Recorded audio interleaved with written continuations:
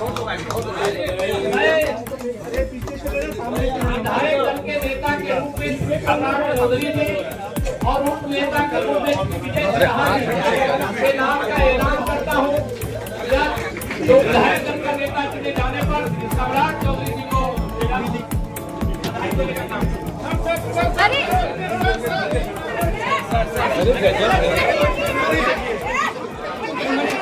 जीते स्कूटी जीते कार। जी आपने सही सुना, लक्ष्मी ज्वेलर्स कटिहार से कृष्णा डायमंड ज्वेलरी खरीदें, लकी ड्रॉ में पार्टिसिपेट करें और कार और स्कूटी जीतने का मौका पाएं। साथ ही 25% तक की छूट पाएं सोने और चांदी के जेवर की बनाई पे और हीरे की वैल्यू पे। Lakshmi jewellers, Lakshmi complex, doctor Rajendra Prasad Path, Katihar.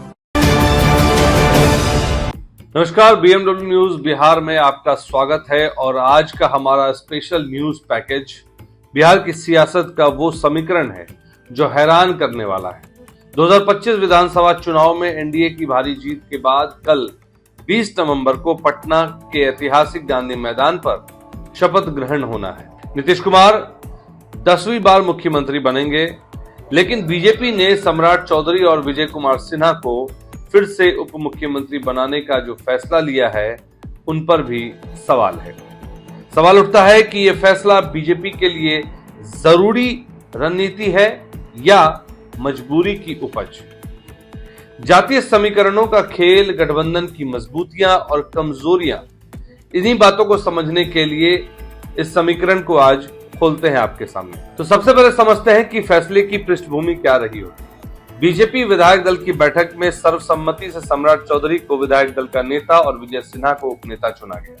मतलब नई सरकार में वही पुरानी तिकड़ी, नीतीश सम्राट सिन्हा, लेकिन चुनावी रणनीति में बीजेपी 89 सीटें जीतती है तो जेडीयू सिर्फ 4 ज्यादा। ऐसे में उप मुख्यमंत्री पद पर नया चेहरा लाना आसान होता, लेकिन पार्टी ने पुराने चेहरों पर भरोसा जताया। आखिर क्यों? आइए दोनों नेताओं की ताकत को देखते हैं जो इस समीकरण को हैरान करने वाला बनाती है। तो सबसे पहले बात करते हैं सम्राट चौधरी की। सम्राट चौधरी कुशवाहा जाति के वो प्रभावशाली नेता जिनकी जड़ें बिहार की पिछड़ी राजनीति में गहरी है। पिता शकुनी चौधरी की विरासत संभालते हुए उन्होंने 1999 से 2000 में पहली बार विधानसभा पहुंचे।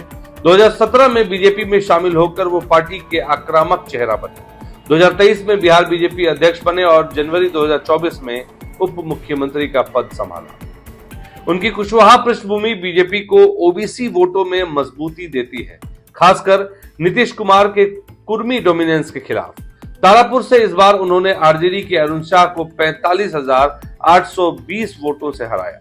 बीजेपी के लिए ये जरूरी है क्योंकि ओबीसी करीब 51% आबादी में कुशवाहा का 4 से 5% वोट बैंक एनडीए की रीढ़ है। लेकिन सवाल यह है कि क्या ये मजबूरी भी है? चिराग पासवान की एलजेपी ने 19 सीटें जीती और उप मुख्यमंत्री पद की मांग कर दी, लेकिन सूत्रों के हवाले से खबर है कि बीजेपी ने इनकार कर दिया। रामकृपाल यादव जैसे यादव चेहरे को नजरअंदाज कर सम्राट को दोहराना, क्या ये गठबंधन में संतुलन बनाए रखने की मजबूरी है? राजनीतिक विश्लेषक कहते हैं हाँ, ये मजबूरी है, क्योंकि नीतीश के साथ सम्राट का तालमेल अच्छा रहा और नया चेहरा लाने से ओबीसी में असंतोष फैल सकता था। अब बात करते हैं विजय कुमार सिन्हा की। भूमिहार ब्राह्मण समुदाय के वो कद्दावर नेता जो लालू राबड़ी के राज के खिलाफ सड़कों पर उतरे।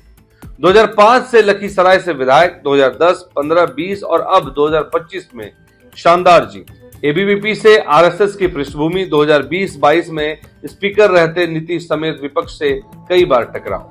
जनवरी 2025 में उप मुख्यमंत्री भी बने। इनकी आक्रामक शैली और पीएम मोदी का भरोसा बीजेपी के ऊपरी जाति वोट बैंक यानी कि भूमिहार राजपूत को मजबूत करती है। लखीसराय से उन्होंने कांग्रेस के अमरेश कुमार को करारी शिकस्त दी। बीजेपी के लिए ये जरूरी है क्योंकि ऊपरी जातियां करीब 15 से 20% पार्टी का कोर वोटर है। लेकिन हैरानी ये कि स्पीकर पद की दौड़ में सिन्हा का नाम था, फिर भी उप मुख्यमंत्री पर अड़े रहना, क्या ये मजबूरी है?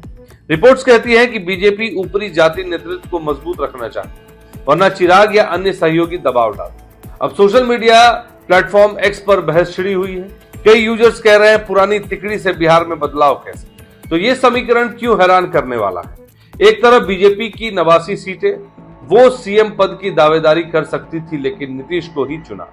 उप मुख्यमंत्री पर सम्राट सिन्हा का फॉर्मूला ओबीसी ऊपरी जाति का परफेक्ट बैलेंस चुनाव में काम भी आया, लेकिन मजबूरी कहां? चिराग पासवान की मांग ठुकराई, रामकृपाल जैसे यादव चेहरे को साइडलाइन किया और अब रिपोर्ट्स बताती हैं कि बीजेपी नीतीश के साथ सामंजस्य बनाए रखना चाहती है, वरना गठबंधन डगमगा सकता है।